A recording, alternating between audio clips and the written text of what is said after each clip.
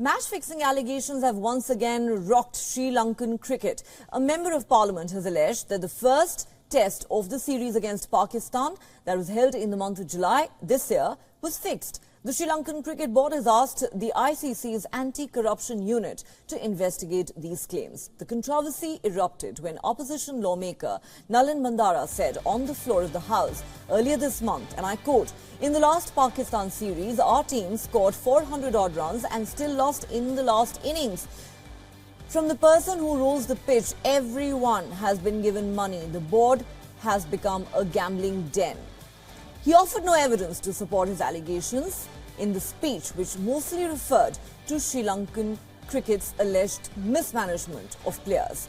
The match in question was the Galle Test on 16th of July. It was the first match of the Sri Lanka series against the touring Pakistan side.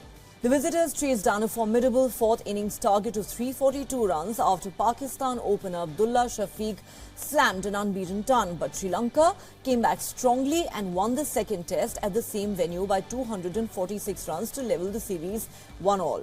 The series was being played during the height of Sri Lanka's economic crisis this year, which saw months of political unrest, power cuts and nationwide fuel shortages.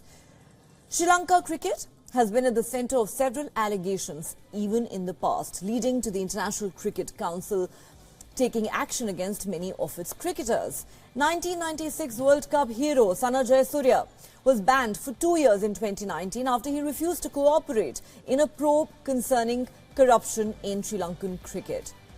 Former Sri Lankan all-rounder Dilhara Lukhutegi was banned for 8 years after being found guilty of breaching the ICC's anti-corruption code. Last year, former pacer Nuwan Zoysa was banned for 6 years after he was found guilty of trying to fix matches.